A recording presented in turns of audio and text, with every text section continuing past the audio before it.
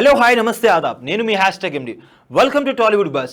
మీరు కనుక మొదటిసారి మా వీడియోస్ని చూస్తున్నట్టయితే కనుక మా వీడియోస్ని లైక్ చేయండి, షేర్ చేయండి, మా ఛానల్ని సబ్స్క్రైబ్ చేసుకోండి, పక్కన ఉన్న బెల్ ఐకాన్ కూడా యాక్టివేట్ చేసుకోండి. ఇంకా ఇవాళ లేటెస్ట్ అప్డేట్ ఏంటో తెలుసుకుందాం. మన తెలుగు చిత్ర పరిశ్రమలో సీనియర్ కమెడియన్లుగా ఎంతోమంది పేరు ప్రఖ్యాతులు సొంతం చేసుకున్న వారు ఉన్నారు. అలాంటి వారిలో బ్రహ్మానందం, ఆలీ, బాబు మోహన్ వంటి వారు ముందు వరుసలో ఉంటారు. ఇక వీరితో పాటుగా కమెడియన్ ఇండస్ట్రీలో ఎంతో మంచి గుర్తింపు పొందిన వారిలో సుధాకర్ ఒకరు. ఈయన టాలీవుడ్ ఇండస్ట్రీలో కమెడియన్గా గుర్తింపు పొందినప్పటికీ కోలీవుడ్ చిత్ర పరిశ్రమలో మాత్రం స్టార్ హీరోగా కొనసాగారు.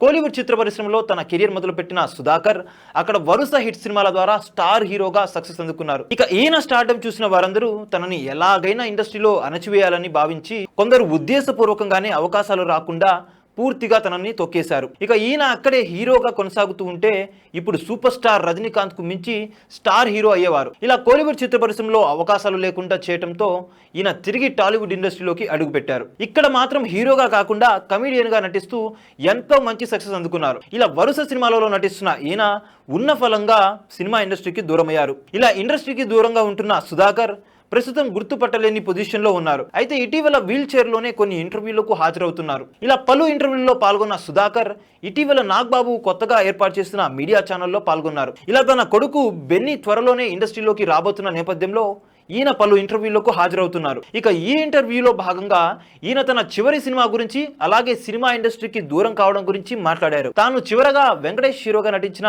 సంక్రాంతి సినిమాలో నటించానని తెలిపారు.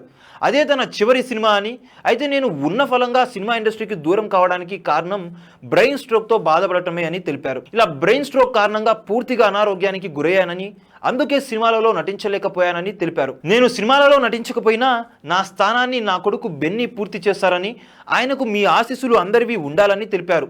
అనంతరం బెన్నీ మాట్లాడుతూ, నాన్నకు ఇప్పుడు కూడా సూట్ అయ్యే పాత్ర ఏదైనా వస్తే తిరిగి తనని సినిమాలలోకి తీసుకువస్తానని బెన్నీ వెల్లడించారు. చూశారు కదా గైస్, మరిన్ని ఇలాంటి ఇంట్రెస్టింగ్ వీడియోస్ కోసం చూస్తూనే ఉండండి మా ఛానల్. మీరు కనుక మొదటిసారి మా వీడియోస్ని చూసినట్టయితే కనుక మా వీడియోస్ని లైక్ చేయండి, షేర్ చేయండి, మా ఛానల్ని సబ్స్క్రైబ్ చేసుకోండి, పక్కన ఉన్న బెల్ ఐకాన్ని కూడా యాక్టివేట్ చేసుకోండి. Thank you for watching our videos till then. Okay then, see you, bye bye.